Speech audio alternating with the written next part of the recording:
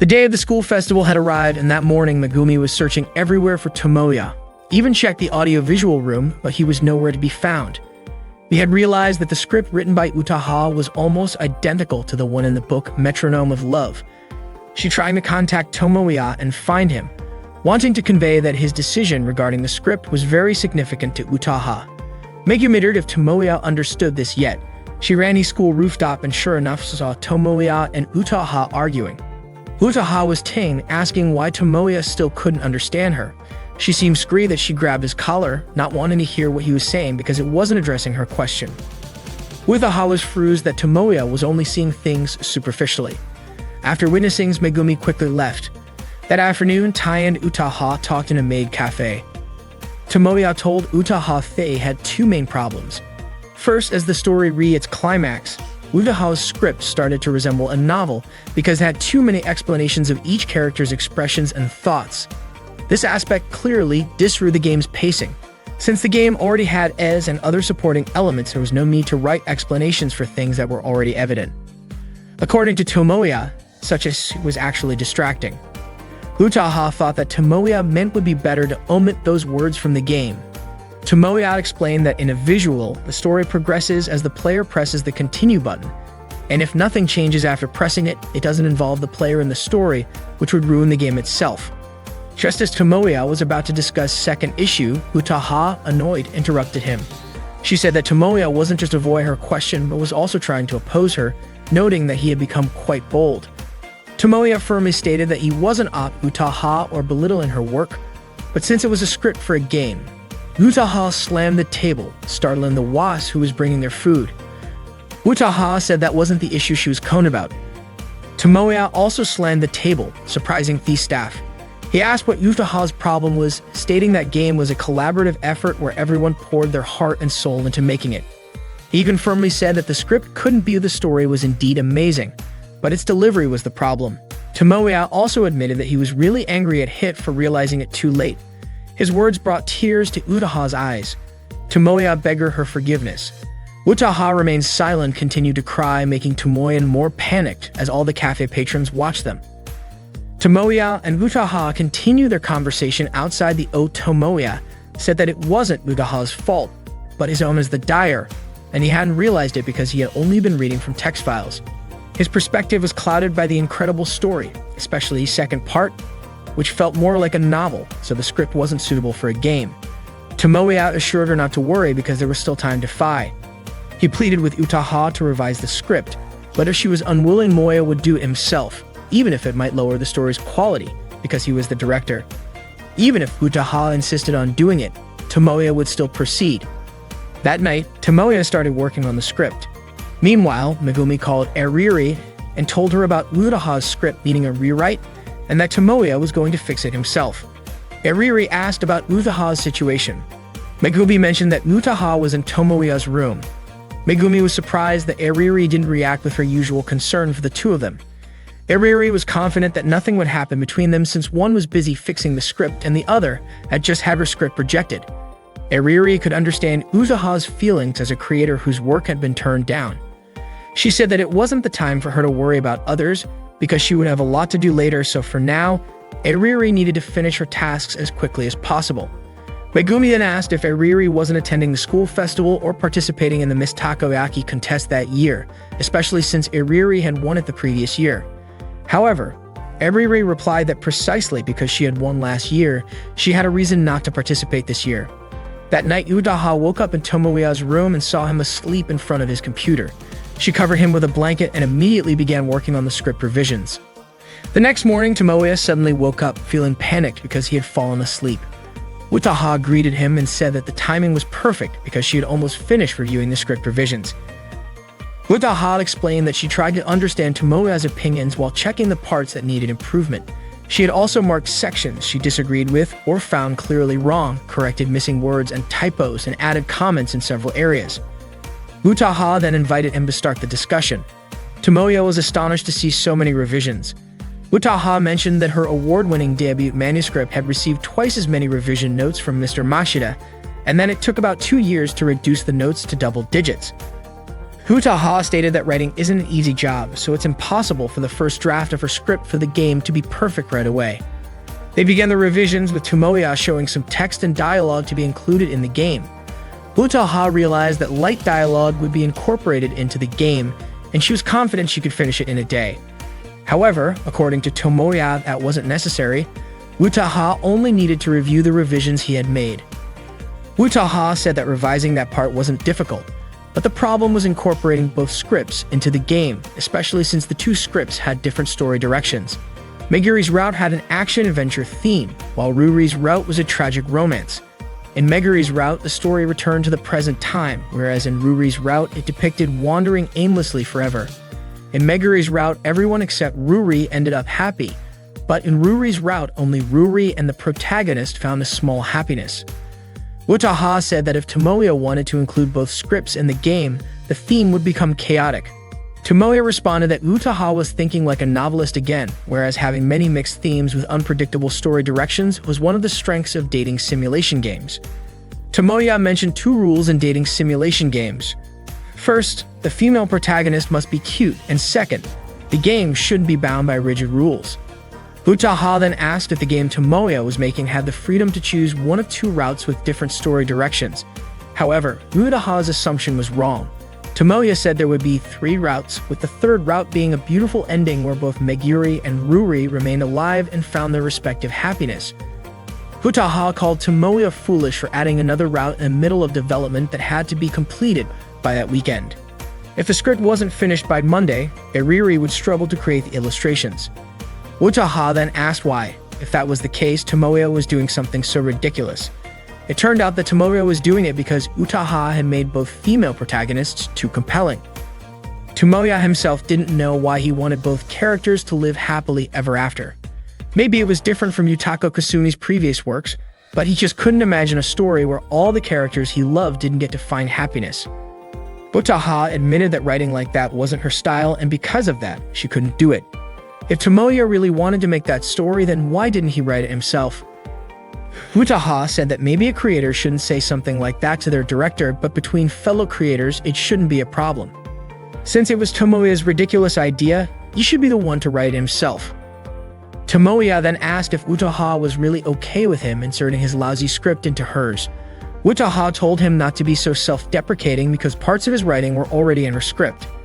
Besides, the rule was that it shouldn't be restricted by rigid conventions. After writing for half a day, Tomoya showed his work to Utaha and asked for her opinion. Utaha was surprised that he had written so much in just half a day, admitting that Tomoya was quite fast. She then sat in his chair and started reviewing his writing. There were so many things that needed fixing, from sections that were complete garbage, like some dialogues that didn't properly convey the characters' backgrounds, to inconsistencies in personality, emotions, and relationships. There were also plenty of boring sentences that had no real meaning. At first, Utaha had given Tomoya a chance to write because he had been bold enough to criticize her script. But in the end, his writing was nothing more than amateur work. Tomoya realized that meant he had to rewrite everything. Utaha told him to write as much as he could, and once everything was written down, they would revise it together. If they kept redoing everything while writing, they'd never finish. If none of his writing could be used, Utaha would help him as much as possible.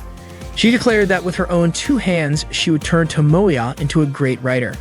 That night, Tomoya worked hard to complete his script while Utaha soaked in his bathtub. As she bathed, she found herself crying as she remembered her conversation with Tomoya on the school rooftop.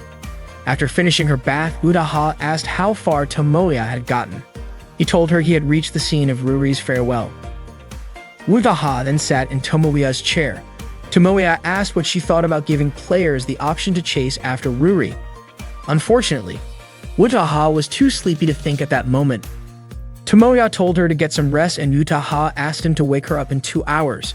Before going to sleep, she unbuttoned her shirt on purpose. Not long after, Tomoya grabbed a blanket to cover her, but the moment he saw her exposed skin, he immediately screamed in shock. The next morning, neither Tomoya nor Utaha attended the school festival events and only showed up for the bonfire. That morning, Utaha asked Tomoya if a neatly wrapped up ending like that really existed. She didn't want to say it, but she felt that Ruri didn't deserve happiness because she was too obsessive. She even eliminated Meguri and the other female protagonists just to have the main protagonist for herself. However, Tomoya actually liked that side of Ruri. Utaha then asked if he liked Ruri more than Meguri. Tomoya replied that he liked both of them because they were both special heroines. He said that Meguri and Ruri fought over the protagonist, got jealous, and made everyone laugh and get frustrated. Wasn't that the kind of unpredictable ending everyone wanted to see? Utaha admitted that it was absurd, but she wanted to see it too. Tomoya then apologized to Utaha for ruining her script, changing the characters' personalities and backstories. Utaha, however, said that even though her characters were changed so they could live, they were not dead. They were alive, crying, laughing, and loved by everyone. Playing the game made Utaha happy, excited, and thrilled. The script wasn't just written by someone else, nor was it solely hers or Tomoya's, it was their original final scenario. Hearing that, Tomoya was so moved that he couldn't hold back his tears. That night, there was a bonfire event at the school. Since the script was finally completed, Utaha decided to attend. That evening, she met Megumi and told her that her job was done now that the script was finished. She handed the rest over to Megumi because she had to focus on completing her novel. Megumi then asked if Ruri was actually Seiyuka from Metronome of Love since she had read both stories. Utaha confirmed that Ruri and Seiyuka were indeed based on the same person, because the author was inexperienced and antisocial, only capable of drawing inspiration from things close to her. Ruri was a strong-willed, cruel woman who was also lonely. Utaha admitted that she had hoped Ruri would be the one chosen by the protagonist. Before Megumi left, Utaha told her that it wasn't too late. She was sure Megumi could turn the stubborn protagonist into someone better. Utaha then urged Megumi to take action. That night, Tomoya found himself stranded at the bonfire event, surrounded by couples dancing together. Feeling out of place, he quickly tried to leave the crowd. Just then, he heard a voice calling him Big Brother. Tomoya turned around to see Megumi addressing him, telling him not to leave Ruri all alone like that. Megumi approached him and said that she was Ruri, the one who had been calling out to Tomoya for years. She then took his hand and told him that at that moment, she was both Ruri and Seiyuka. As she led him into a dance, Utaha and Eriri watched them from a distance. Eriri, inspired by the scene, immediately started sketching them as they danced together. That day, Megumi was in the back courtyard of the school with a male student. It seemed like the male student was confessing his love to Megumi. Tomoya, Utaha, and Eriri were observing from a distance. Tomoya was utterly shocked by what he saw. According to Utaha, based on Tomoya's possessive reaction when a romantic rival appeared, he was the type of protagonist with a weak mindset. If Tomoya were to say that he had only just realized his feelings for Megumi, it would mean his level of hopelessness had doubled. Tomoya quickly told Utaha to be quiet because he wanted to try and listen to their conversation. From what they could see, it seemed like Megumi rejected the male student as he walked away with his head down. That afternoon, Tomoya, Utaha, Eriri, and Megumi gathered in the audiovisual room for a meeting. Utaha commented that Megumi was indeed somewhat attractive, but she had never stood out much. However, thanks to the acting training she had given Megumi and the outfits Eriri had chosen for her, she was starting to look more like a true female protagonist. Because of that, it was no surprise that male students had started showing interest in her. Tomoya, on the other hand, hadn't planned on introducing her to the public until the game was released during the Winter Comic-Con, but he hadn't expected her progress to be this significant already. Megumi, however, expressed her displeasure at Tomoya and Utaha interfering in her personal matters and making decisions so openly on her behalf. Utaha then asked why Megumi rejected the male student's confession. Megumi admitted that if she were to start dating, she would be busy going on dates every weekend. The problem was that they were about to enter the final phase of the game's development, which meant she would be completely occupied. There were still scripts to complete, testing to be done, promotions to handle, and preparations for the event. She simply wouldn't have the time to think about anything else until the Winter Comic-Con arrived. Tomoya was deeply moved by Megumi's dedication. However, Utaha immediately pushed his head down and told him that while she completely understood Megumi's passion for their game development, if the illustrations weren't finished by the deadline, their participation in the Winter Comic-Con would remain just a dream. Eriri then asked whether the writer and director who had delayed finishing the script and even added a new route had anything to say about it. Hearing Eriri's sarcasm, Tomoya immediately dropped to his knees and apologized. Utaha stated that they had already rescheduled everything, yet Eriri was still lagging behind. If they were following the schedule properly, Eriri should have finished her work already, even with the addition of a new route. Eriri, however, defended herself, saying she hadn't yet found the perfect image for the female protagonist. Megumi then apologized to her. Utaha questioned whether that was truly the reason Eriri was struggling, pointing out that Eriri had been overly fixated on quality, to the point where a lot of time had been wasted. Eriri became frustrated, feeling as though her efforts had been in vain. Utaha clarified that she didn't mean it that way, but the reality was that the time spent didn't match the actual results. Tensions escalated as Utaha and Eriri began arguing. Tomoya quickly stepped in to break it up, saying that if they were going to get angry, they should take it out on him as the director instead. He reassured Eriri, saying that he believed in her ability to finish the work. Utaha, however, remained skeptical, since this was Eriri's first time drawing illustrations for a game. But Tomoya remained firm in his belief, pointing out that Eriri had completed many works as a manga artist. Hearing Tomoya's words, Eriri was touched.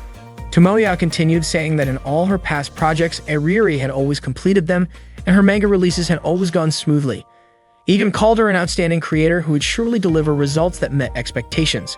Utaha, looking irritated at Tomoya's praises, watched as Eriri regained her enthusiasm and promised that she would complete the work. No matter what, she vowed to meet the deadline. Tomoya remarked that they had ended up in this situation because he had always placed his trust in Eriri. Eriri swore she would finish the work, deciding to isolate herself until she completed everything. She even went as far as skipping school just to focus on her work. Tomoya was baffled by how the situation had gotten so extreme. By his calculations based on her usual pace, Eriri should have finished already. Eriri simply replied that she had a lot riding on this. She then bid farewell and promised to update Tomoya via phone every day. Finally, Tomoya agreed to wait for her. Before she left, Tomoya asked one last time to make sure. Would she really come back and not just disappear? Eriri reassured him once again before leaving. On Monday afternoon, Tomoya, Megumi, and Utaha met at a cafe. Tomoya told them about Eriri going to a villa to be alone for a while. Utaha, however, said that Eriri wouldn't come back, which made Tomoya even more worried. Megumi was also very concerned about Eriri staying alone at the villa. Tomoya reassured them that Eriri would be fine since he had been to that villa before and there was a convenience store nearby. However, Utaha argued that the real issue was not about the location but the fact that leaving a creator under a tight deadline alone in the middle of the woods was a major mistake for a director. Tomoya explained that Eriri had gone there to meet her deadline. Utaha called him naive, saying his decision was as bad as giving overly sweet ice cream to a diabetic. Tomoya even showed them the message Eriri had sent the day before, where she updated him on her condition and sent 2 image files. Megumi felt more reassured, and Tomoya added that the deadline was still a week away. Utaha warned that this was only the beginning.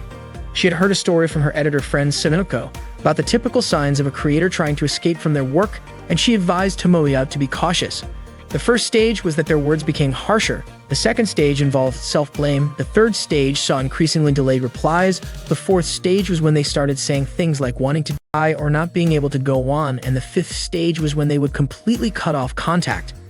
There was even a sixth stage where some creators disappeared, only to be found later working under a new pen name alongside another man on a different project.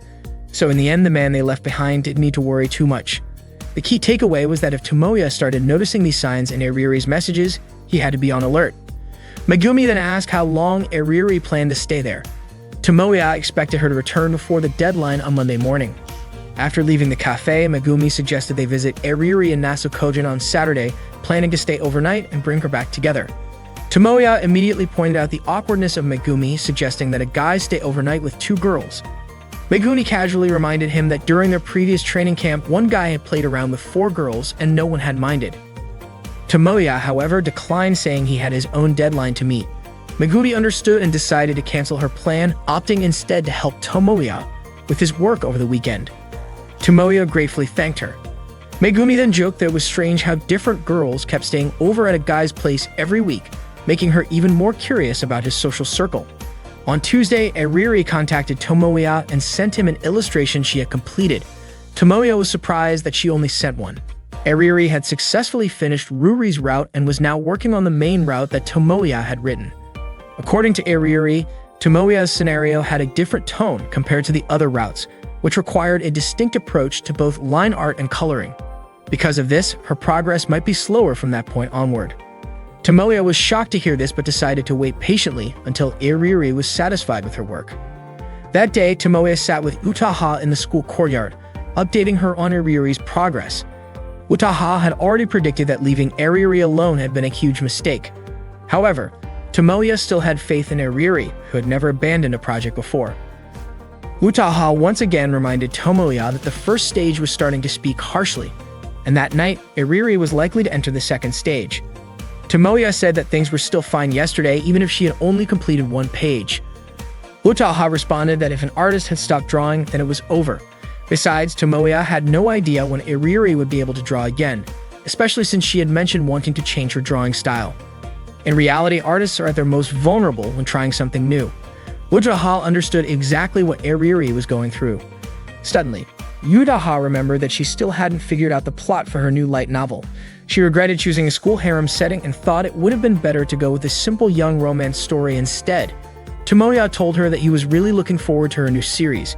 He was confident that everything would be fine and that Eriri wouldn't give up. He believed she had already calculated everything. He was sure that Eriri would meet her deadline with her usual art style. Utaha dismissed his words, saying that this wasn't a matter of faith, it was simply the attitude of someone who had no expectations. She then asked if Tomoya saw Eriri as nothing more than a creator with a bleak future.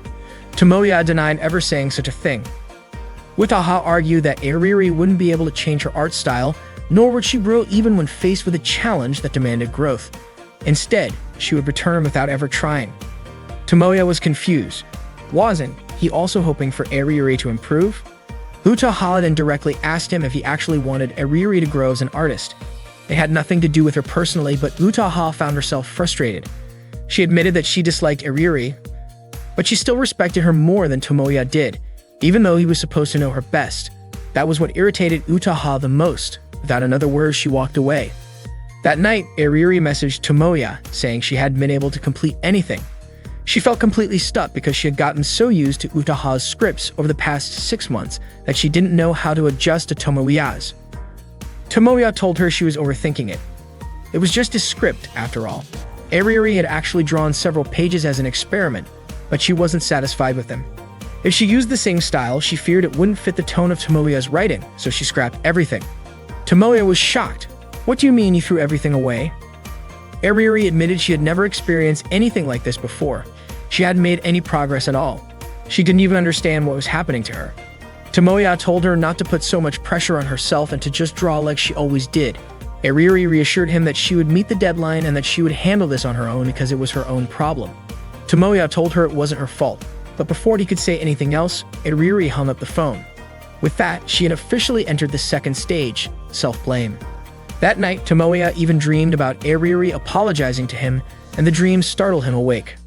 By Friday, Tomoya still hadn't heard anything from Eriri. She hadn't contacted him at all. Megumi considered calling her, but it didn't seem like the right time. It was clear that Eriri had now entered the third stage, delayed responses. Tomoya started wondering if they should just cancel the main route altogether. Megumi reminded him that it was the first scenario he had ever written. However, Tomoya replied that it didn't seem all that great, and even if they scrapped it, it wouldn't really matter. Megumi disagreed, saying that Eriri would never accept that decision.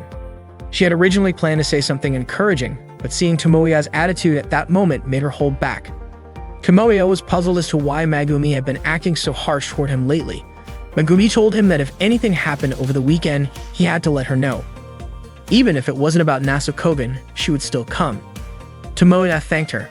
Megumi was still worried about Eriri and hoped she was eating properly, but Tomoya mentioned that she was only eating instant noodles. Megumi hoped Eriri wouldn't get sick. Her excessive concern made Tomoya tease her, saying she sounded like a mom. Megumi was even worried that Eriri might catch a cold since it was colder there than in Tokyo. This made Tomoya recall the time 9 years ago when he went there with Eriri, and it was indeed freezing. Meanwhile, Eriri was sitting on the terrace of her villa, staring blankly into the distance. She had repeatedly failed to draw and still hadn't found the right inspiration. As she gazed at the villa's yard, the first snowfall of the season began. Moments later, the dialogue for the game scenario started flowing naturally in her mind. Inspiration struck, and she suddenly imagined the game's characters standing before her.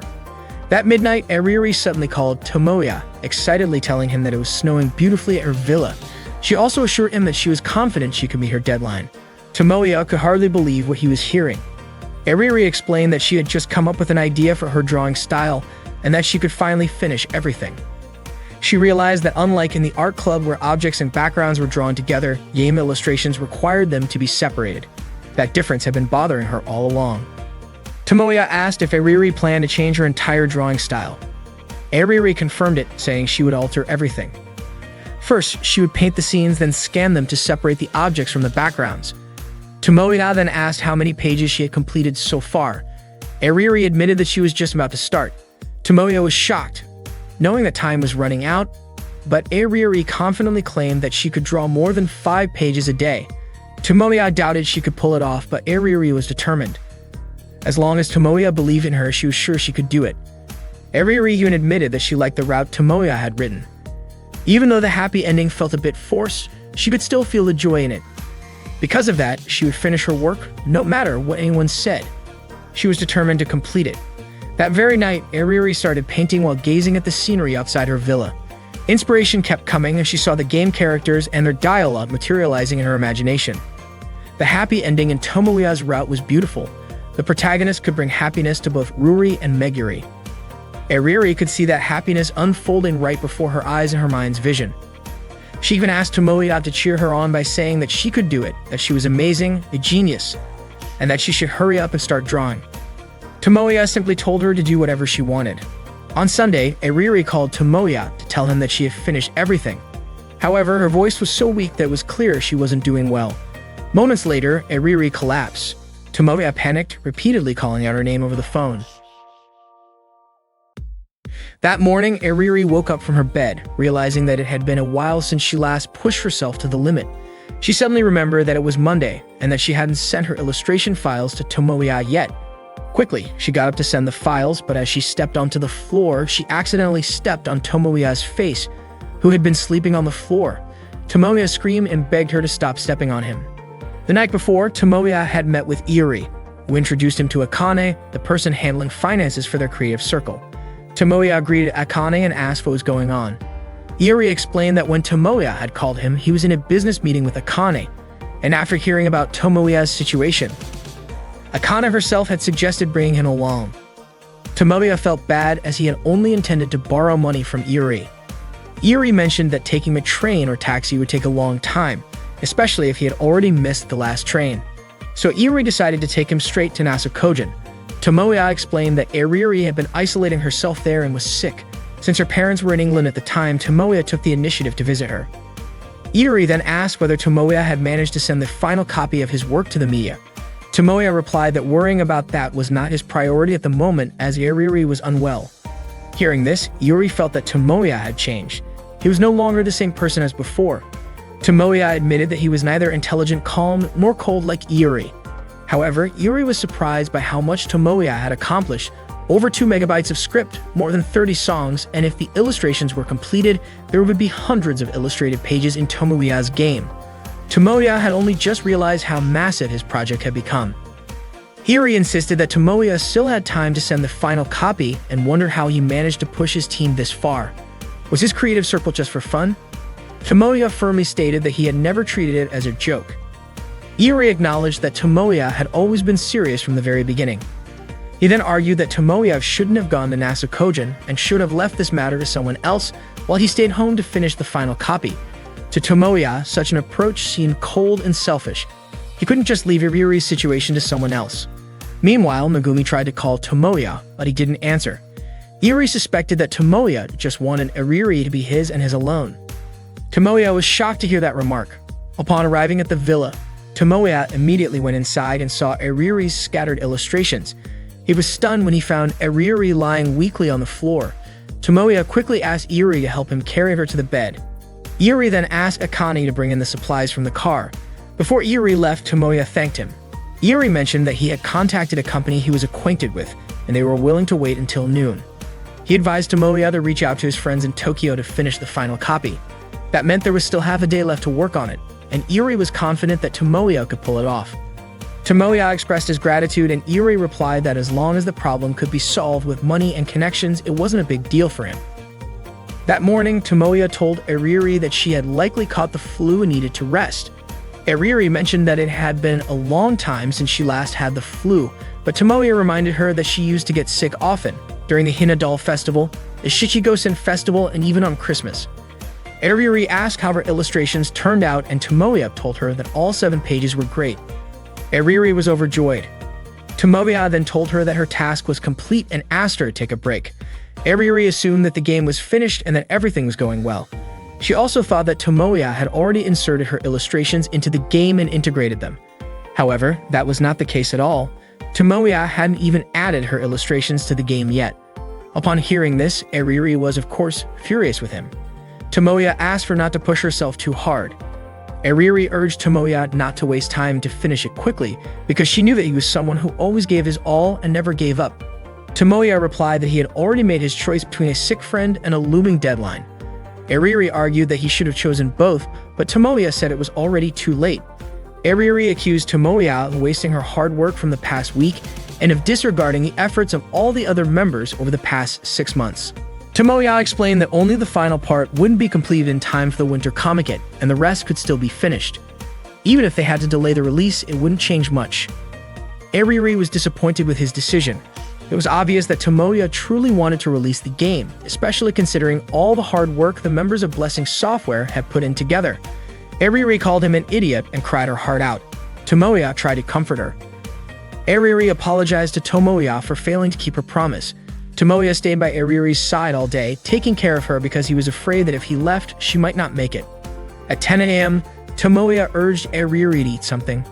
He reassured her that missing just a little wouldn't reduce the value of their game, especially since they could still sell 100 copies at the Winter Comiket if they duplicated them themselves. Eriri pointed out that if that were the case, their circle wouldn't be able to defeat Rouge and Izumi. Tomoya told her not to worry about that anymore. Eriri replied that if she didn't, she wouldn't be able to be Tomoya's number 1. Tomoya was puzzled as to why she said that, considering that all of her illustrations were incredible and the best he had seen that year. He even admitted that he got chills when he first saw them. They were realistic yet passionate, beautiful, and sweet. Eriri gathered the courage to ask if her illustrations were better than Izumi's or any other illustrators. Tomoya nodded. She then asked if that meant she was his number 1. Tomoya nodded again. Eriri was ecstatic that she had surpassed Izumi, Michiru, and even Utaha. However, Tomoya flicked her forehead and told her that he never said anything like that. He then urged her to hurry up and eat her porridge. Eriri complained that she preferred instant noodles. That night, Tomoya and Eriri played a game together using Eriri's favorite character, Service.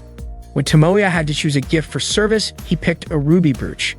However, Eriri told him that he should have chosen a ring instead so that he could hear Service's proposal. Tomoya said it would be really strange if Service planned to propose on Christmas. Eriri couldn't accept Tomoya bad-mouthing Service. She told Tomoya that they hadn't changed since childhood, spending all their time indoors watching cartoons and playing games. Tomoya explained that it was because Eriri often got sick back then, just like now. Eriri leaned on Tomoya's shoulder and mentioned that they had to go home tomorrow. Tomoya asked if she was feeling better. Eriri said she was fine and that she would ask her driver to pick her up. She wanted to apologize to the circle members once they got back for not meeting her deadline. Tomoya insisted that he should be the one to apologize since he was the leader of the circle. However, Eriri remained firm, saying that she was the one who got too caught up in quality, which was both her responsibility and her pride. She also felt the need to apologize to Tomoya personally. Tomoya recalled when Eriri had promised to become his number 1, saying she wouldn't apologize to him until she achieved that. On December 31st, the day of the Winter Comiket had arrived. Tomoya and his friends were busy setting up their booth. He encouraged everyone to prepare everything properly since he planned to greet the customers before the event opened. Michiru remarked that, as always, their circle had finished everything at the last minute. Utaha noted that they would have had plenty of time if they had released an early version at the last minute, added a 4-panel comic to the guidebook, or included bonus content in the game. Tomoya argued that when there's extra time, it's tempting to add a few more things. Eriri pointed out that games often include 1 or 2 jokes. Michiru said it was fine since everyone had worked hard, but their booth looked a bit underwhelming compared to others. Utaha explained that it was because their location near the wall was usually reserved for major creative circles that sold thousands of copies, not for a small group quietly selling 100 homemade DVDs. Eriri started to feel offended by Utaha's words. She apologized again for missing her deadline, but Utaha kept bringing it up, making her feel cornered. Utaha told Eriri that she was doing it again, acting overly proud even while apologizing. Michiru also thought Eriri sounded like she was genuinely apologizing but ended up bragging. Eriri admitted that she was extremely proud of her final 7 pages, calling them the best work of Eri Kashiwagi's career. Tomoya sighed and playfully smacked her forehead, saying her overconfidence was embarrassing. Megumi then spoke up, saying that Eriri had done nothing wrong and that everyone knew how hard she had worked for their game. If their circle failed, then all of them had failed. Utaha agreed that Eriri had indeed worked hard and produced her best work ever. Even Michiru couldn't imagine how she had managed to pull it off. Eriri apologized to Megumi, who found it strange that she was the one receiving an apology. Tomoya mentioned that Megumi had worked hard as well, but Megumi asked him to drop the subject. Later, Tomoya and Eriri visited Iori's booth. Iori greeted them and asked why they had come to their rival's stand. Tomoya told him that he didn't see Iori as a rival, especially since he had helped him so much. Eriri admitted she didn't remember everything clearly from before but sincerely thanked him. Iori felt uncomfortable and asked them not to treat him like a good person. He still had a reputation to uphold in front of his own circle members. Tomoya was puzzled about what exactly Iori was trying to protect. Eriri then approached Izumi and bowed to her, acknowledging Izumi's success at the Winter Comiket. She admitted that Izumi had defeated her and even surpassed Blessing Software's circle. Izumi was surprised by that reaction. Eriri said that if she did not accept her defeat this time, she would never be able to move forward. She also admitted that she was actually afraid of Izumi even up until that moment. Izumi was confused by that statement, and Eriri admitted that Izumi had quickly caught up to her and even surpassed her. Eriri was also afraid that Izumi would far exceed her, perhaps without even realizing it, and that was why Eriri had acted mean toward her. Eriri sincerely apologized, and besides that, there was another reason. Eriri said that from now on, she would not lose. She then handed Izumi a DVD of their game. Eriri stated that if Izumi continued to improve, it meant she had to become even better, and she was determined to make that happen. Izumi accepted the game DVD that Eriri gave her. Eriri told her that next time they would compete again at the next event. Izumi gladly accepted the challenge, but Eriri then accused Izumi of being arrogant and told her that a winner should not act like that. From a distance, Iori and Tomoya watched them. Iori guessed that Izumi and Eriri had finally come to understand each other. Tomoya, however, found it odd that Iori, who had instigated their rivalry, was now saying such things. Iori then asked Tomoya how he could be so relaxed when their game was currently going viral. There were tons of online reviews after Tomoya released the early version of the game. With the involvement of writer Yutaka Kasumi and creator Eri Kashiwagi, Tomoya's game was becoming highly anticipated. Just then, Akane arrived and borrowed the DVD that Iori was holding. The members of Rouge and Rouge greeted Akane enthusiastically as she had come to check out something interesting. When Tomoya and Eriri returned to their booth, they were astonished to see a large crowd gathered in front of their stand. Michiru called out to them excitedly. That was how the Winter Comiket went. Every copy of Blessing Software's game, Cherry Blessing, sold out in less than 30 minutes. After the event ended, they packed up and left the building. Tomoya noticed Megumi carrying her suitcase and offered to help, but she declined. As they walked together, Tomoya apologized, but Megumi said it was not anyone's fault. At a nearby intersection, Tomoya invited Megumi to join the celebration dinner, but Megumi chose to head home instead and turned toward her route. Tomoya pleaded, saying that it was just a simple dinner, but Megumi still refused to join. Tomoya then asked if Megumi was still upset with him for not including the full version of their game at Winter Comiket, and he sincerely apologized. Megumi asked why Tomoya had not told her about the deadline, about Eriri, or about the Winter Comiket situation. She wondered why Tomoya had not shared anything with her, even though she had committed to the same project as he had and would not have opposed him. She questioned why Tomoya had chosen to keep everything to himself instead of confiding in her. After all, she had previously told him that she was willing to set aside her Saturdays and Sundays to help him. Megumi admitted that Tomoya had made the right decision, but she still could not forgive him or accept what had happened just yet. Tomoya noticed that Megumi was not crying, but precisely because of that, her anger felt like a painful slap. That day, Tomoya called Eriri to let her know that they needed an additional 5,000 copies of the game DVDs because the 1,000 copies they had prepared were already sold out.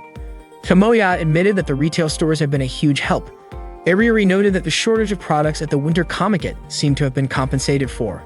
Tomoya added that as soon as people found out the illustrations were drawn by Eri Kashiwagi, Cherry Blessing immediately became the center of attention.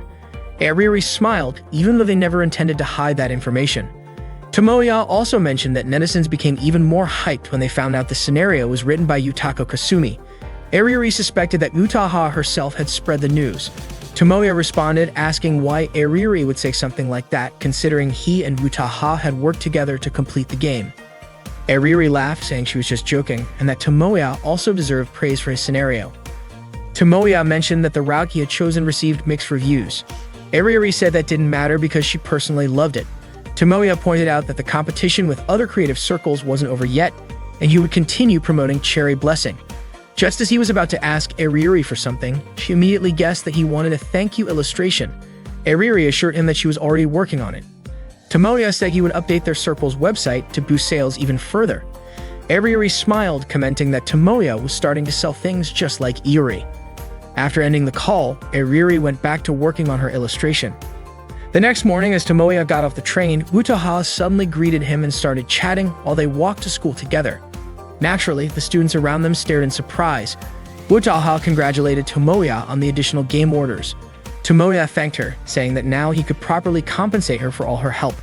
However, Utaha refused, saying that this was just a high school creative circle.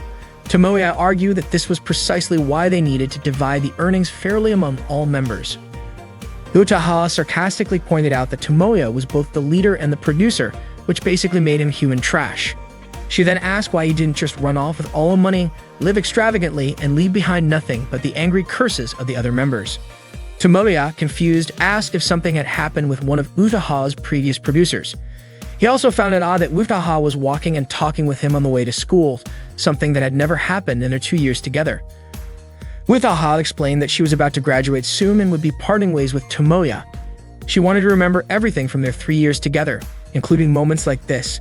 Suddenly, Airiri came running from behind and forcefully pulled them apart. She angrily asked why Tomoya had left without her, especially since she had stopped by his house that morning. Tomoya pointed out that Airiri had never done that in the past 8 years. Frustrated, Airiri insisted that things were different now. Utaha then asked what exactly had changed, but Airiri couldn't come up with an answer. Utaha teased that since Airiri had caused chaos at the Winter Comic-Con, she should take responsibility by serving Tomoya, escorting him to school every morning or even staying by his side in his bedroom. Airiri fired back, saying she didn't want to hear that from an old lady like Utaha, who was about to graduate and was desperate to create some cliché memories. Tomoya intervened, telling them they were ruining their own reputations.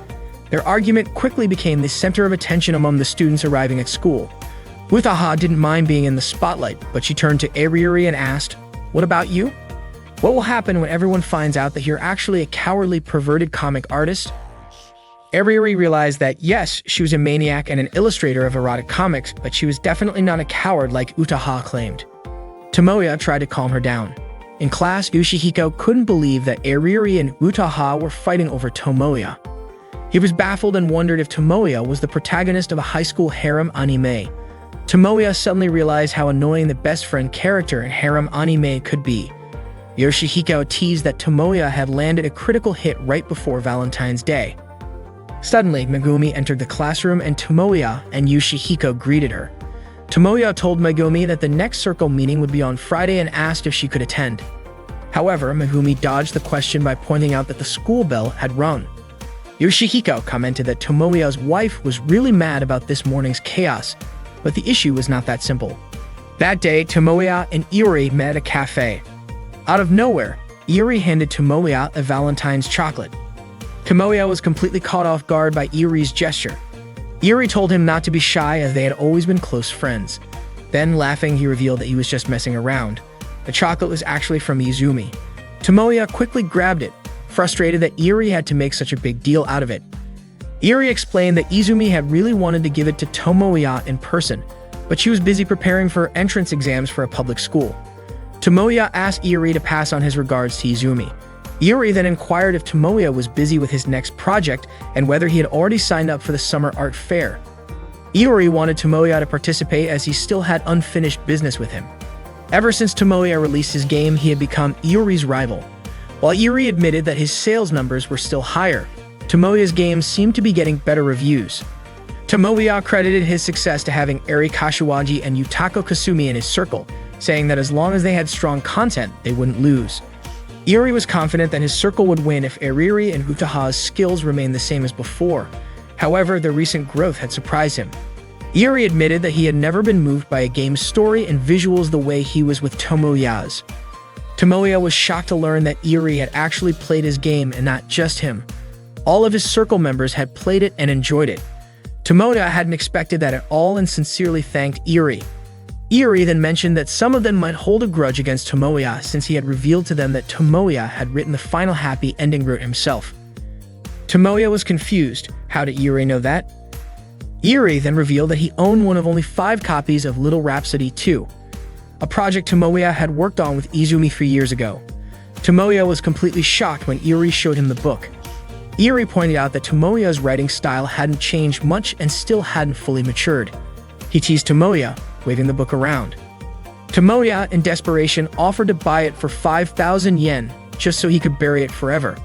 As they parted ways, Tomoya begged Iri never to show that book to anyone. Iri left him with some advice. No matter if it was the winter or summer art fair, Tomoya should keep pushing his circle forward.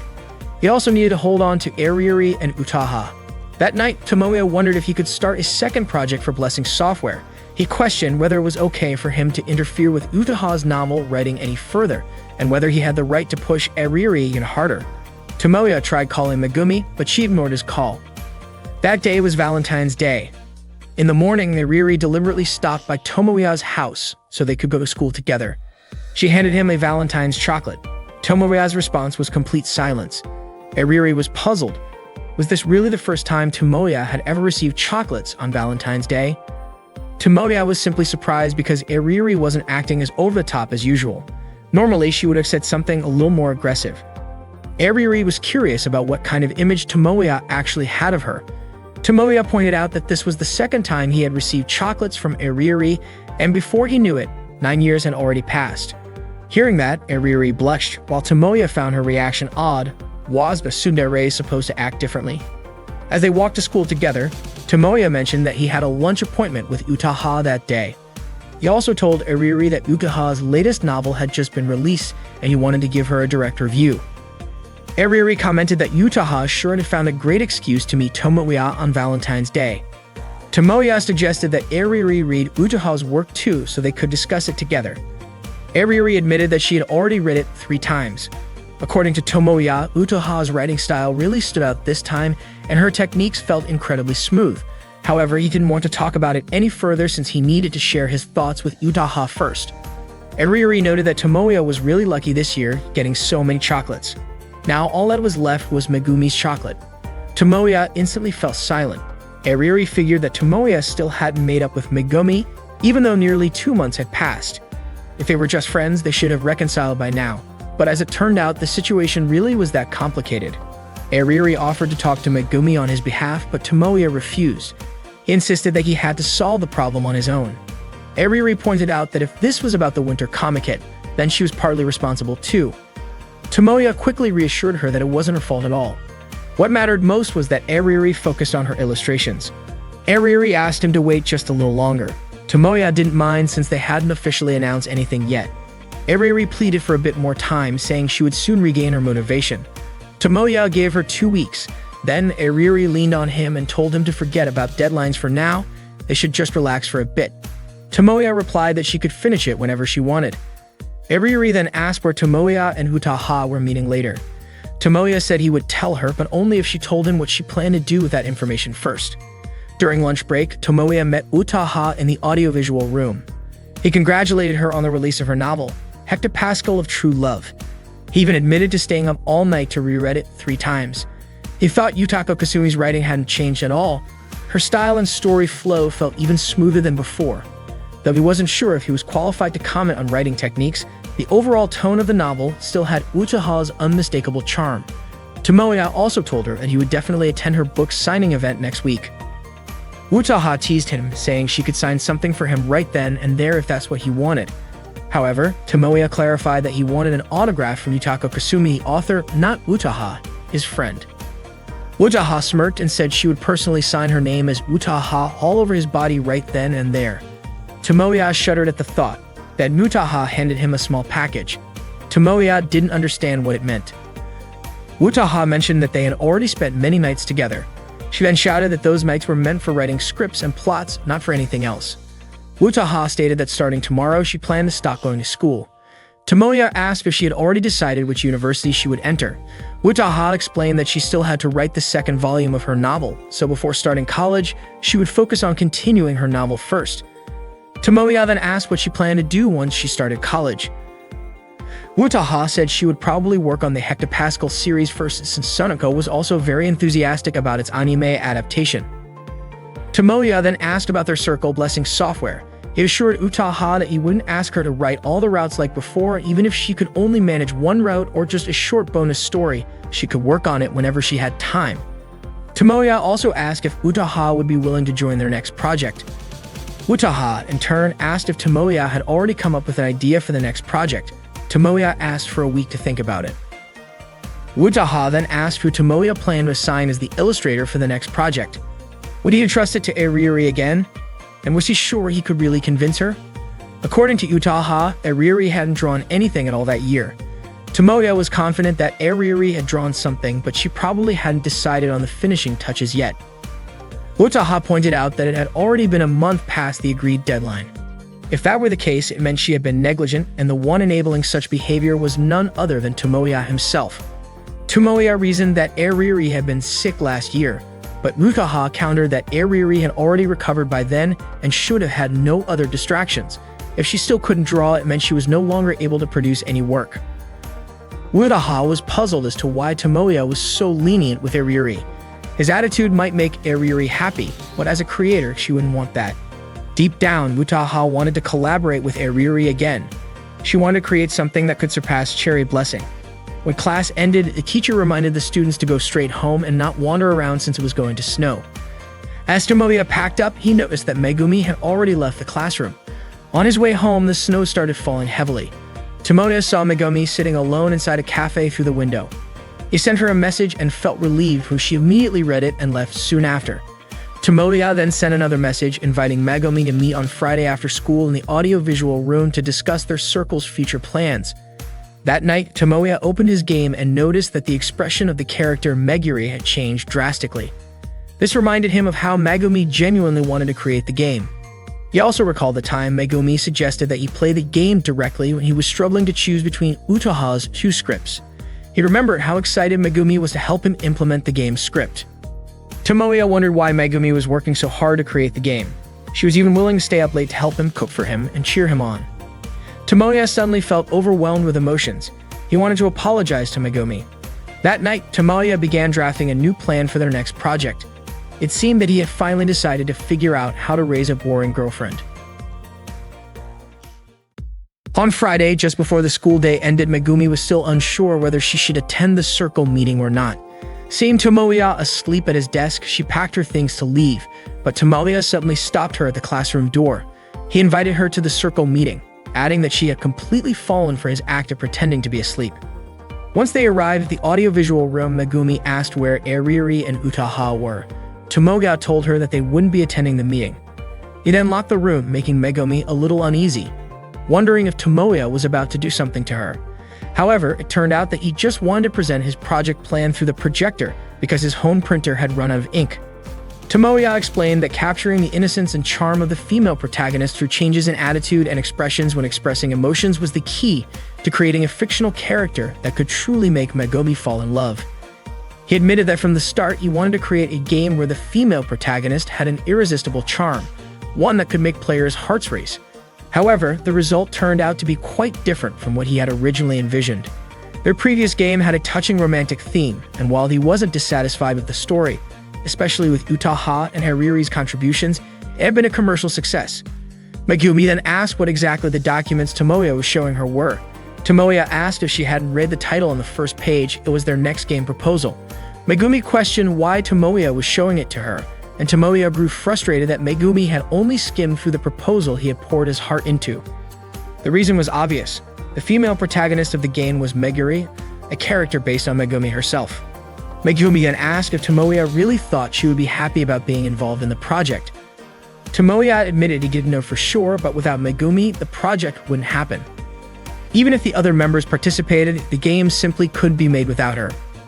Unfortunately, Megumi felt that Tomoya didn't need to insist so much on that point because being the model for the female protagonist wasn't a significant role, it was almost meaningless. Tomoya admitted there were some things he regretted. Their circle had incredibly talented members, and they had made an amazing game. Everyone had done their part well. Iriri, Utaha, Michiru, and Megumi had all given their best efforts until the very end. Megumi agreed, saying that since everyone had worked hard, there was nothing left for her to do and no reason for her to continue. Tomoya, however, insisted that he still hadn't managed to bring Megumi to that place. Megumi didn't understand what he meant by that place. Tomoya explained that that place was a destination worthy of their hard work, a place that would bring Megumi true joy from the bottom of her heart. That was why he felt sad about it and why his enthusiasm had faded. He felt like he was the only one who hadn't given his all. In the final moments, he had stopped, run away, and remained frozen in place. That was why Tomoya wanted revenge. This time, he wouldn't wake Megumi from her dream. He would take her to the finish line. He would make it impossible for her to quit being a game creator or an otaku. He also admitted that making her the female protagonist was just a trick, a deception. But this time, his only wish was to reach the peak together with Megumi. That was why he had no choice but to create a proposal compelling enough to draw Megumi into the project. Megumi then asked why Tomoya made a proposal that was nothing more than his disgusting fantasy. She questioned whether something like that could actually make her interested in getting involved. Tomoya insisted that only he could bring a revolutionary project to the world of attractive games, but Megumi thought what Tomoya wanted to do was still within the realm of reason. Tomoya was confused. Had Megumi even read the proposal he had painstakingly written? The core of the proposal was to combine great ideas that had never been seen or even imagined before. Megumi pointed out that this was exactly the problem. In her opinion, Tomoya wanted to create such a large-scale game with a team like theirs. Checking the proposal, Megumi noted that it looked as if only one person was planning, writing the script, and directing everything. Tomoya clarified that Megumi would assist the person in charge of planning and directing. Megumi outright refused, saying it was too much trouble. Tomoya argued that in a project that would revolutionize the world of attractive games, there was no time for complaints. He sincerely begged Megumi to be the female protagonist and his right-hand woman for their circle. He even went as far as bowing before her, pleading for her to stay by his side and help move their circle forward. Megumi then asked Tomoya if he had already told Iriri that he wanted to make her the female protagonist again. Tomoya admitted he hadn't told Iriri yet. Megumi questioned whether that was okay and whether Tomoya could make such a decision without informing Iriri. Tomoya confessed that honestly he didn't want to ask, but he was curious. Had Megumi been mad at him all this time because he had been so close to Iriri lately? Did it make her upset? Tomoya trembled as he waited for Megumi's response. Megumi, however, was bewildered by Tomoya's words. She asked if he really thought she had feelings for him. Hearing this, Tomoya felt embarrassed and tried to hide his face from Megumi. Megumi then asked if Tomoya had forgotten everything he had done to her. Tomoya responded that in attractive games, there were moments like this, where the female protagonist falls in love despite nothing significant happening. Megumi started to understand perhaps that was why someone like Tomoya, who didn't understand the real world, made games like that. Tomoya admitted he understood now and asked Megumi to forgive him. Megumi also wanted to forget the moment that had just passed. Tomoya apologized for what happened last year, for not telling Megumi and for not reaching out to her. He also apologized for failing to be her friend. However, he also thanked her. At that time, he was truly happy because Megumi loved Blessing software more than she loved him. She loved it so much that she couldn't forgive him for giving up so easily at the Winter Art Convention. And that feeling of hers made him incredibly happy. Because of that, he acknowledged that he had hurt Megumi. Hearing those words, Megumi was touched and her eyes welled up with tears. Tomoya thanked her once again and apologized.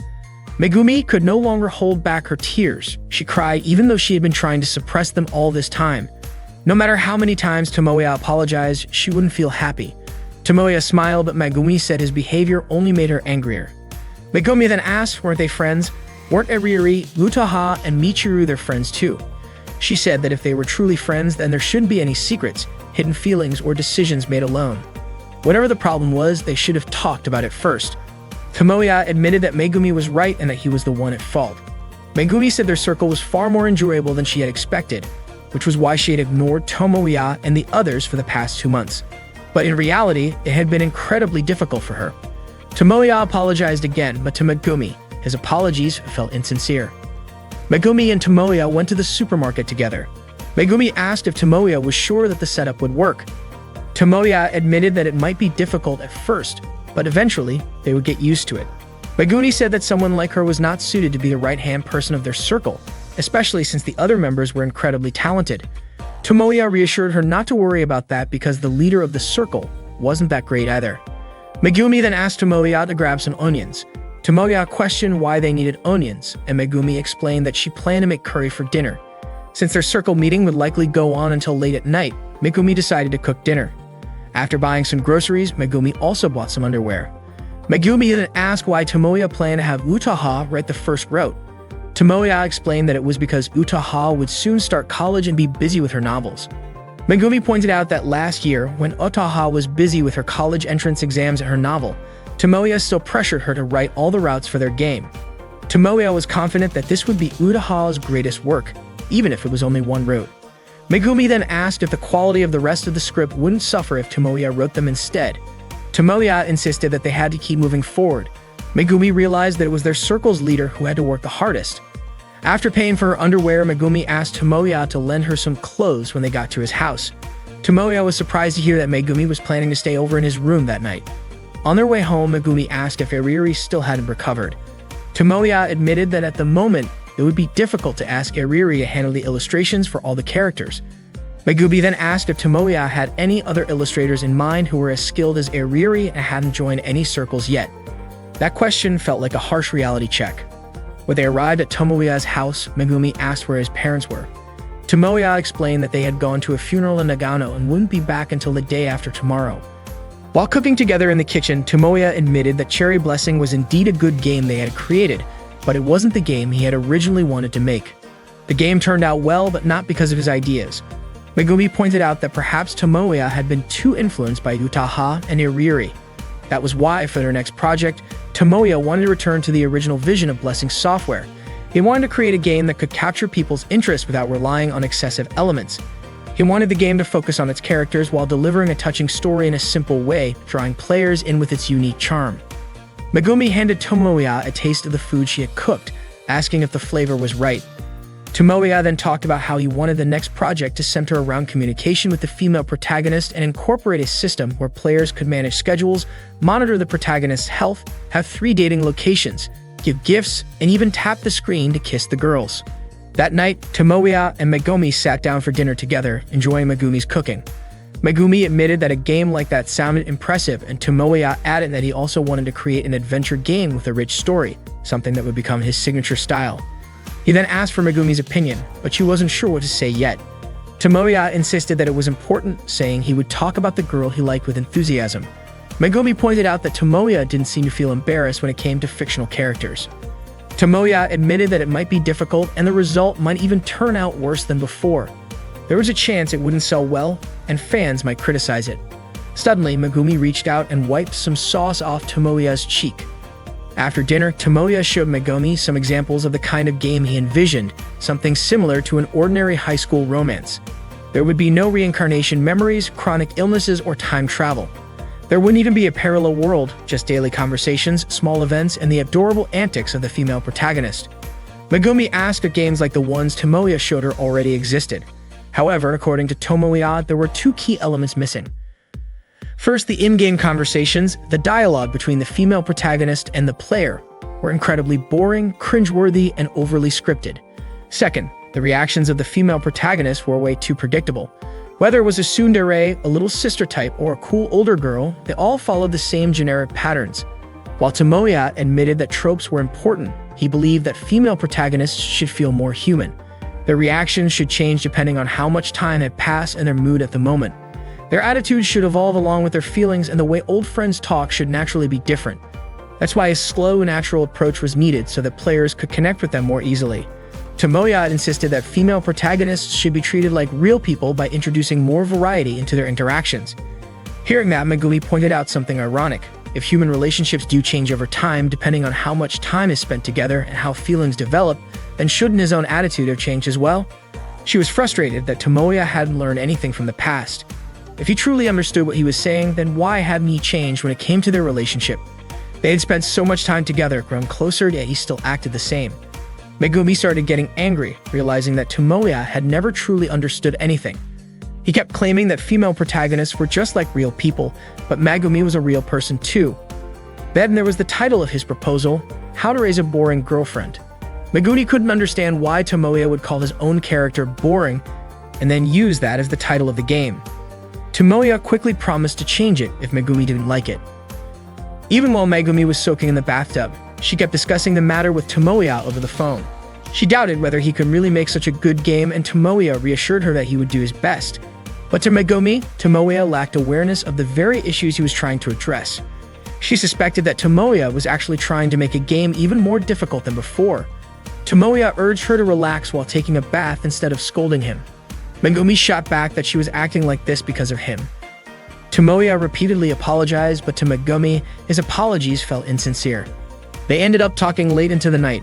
Tomoya mentioned that he should focus on gathering the other members first. Megumi then asked whether Utaha was still sticking around even after graduating. Tomoya could only express his gratitude toward Utaha. Megumi also asked if Eriri had recovered yet, but Tomoya wasn't sure. Right now, all they could do was wait and hope for the best. Megumi questioned if it was really okay for Tomoya to be so worried about this when he himself still seemed lost. In response, Tomoya told Megumi to just go to sleep already.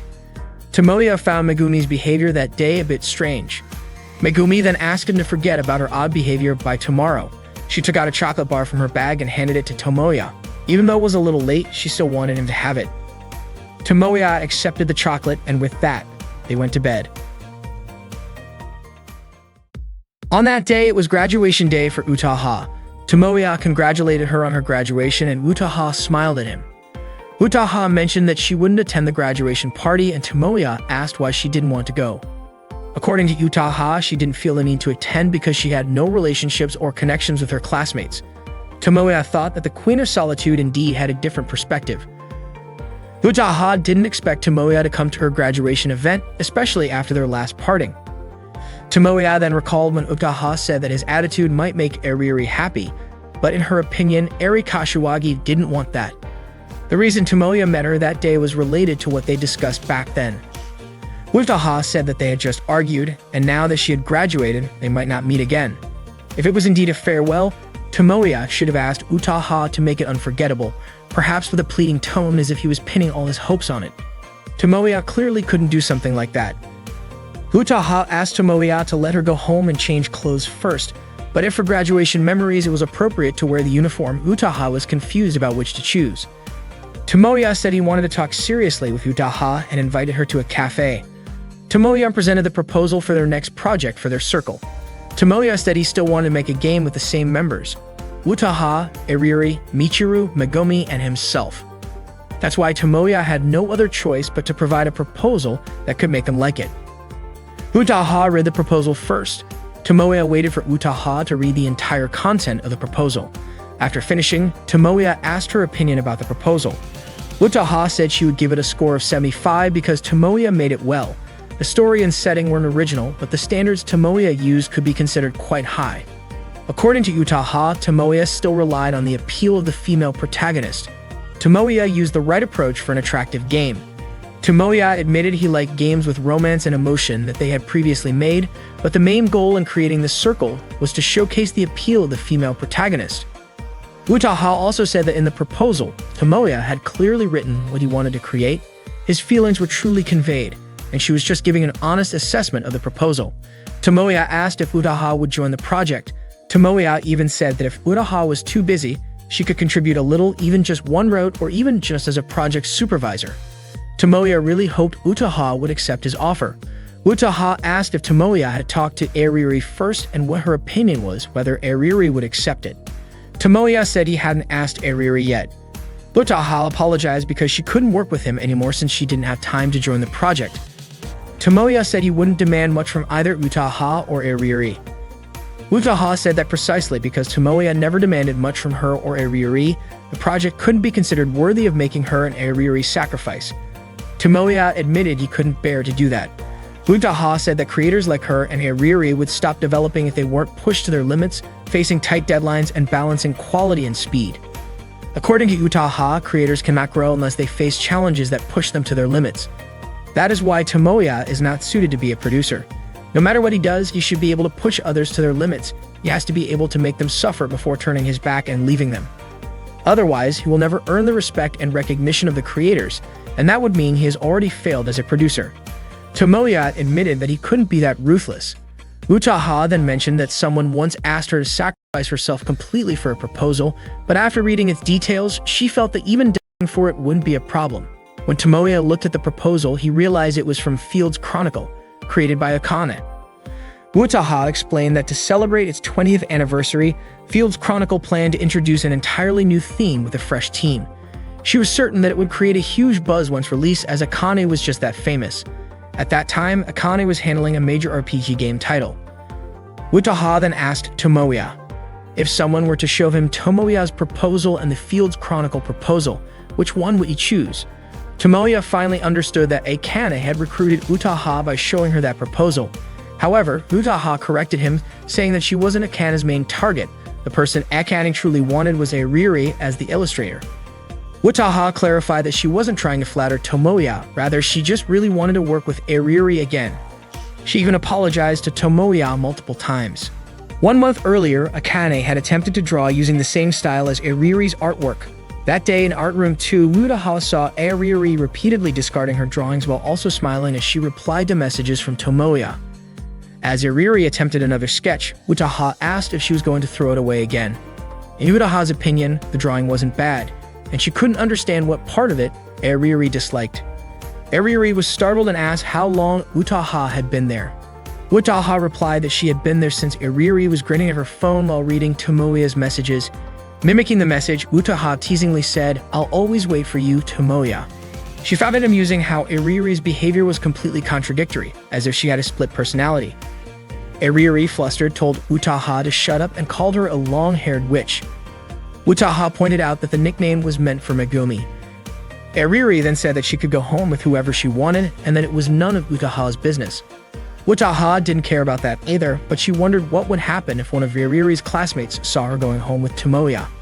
After all, Ariri had always hidden her activities in the circle and her connection with Tomoya.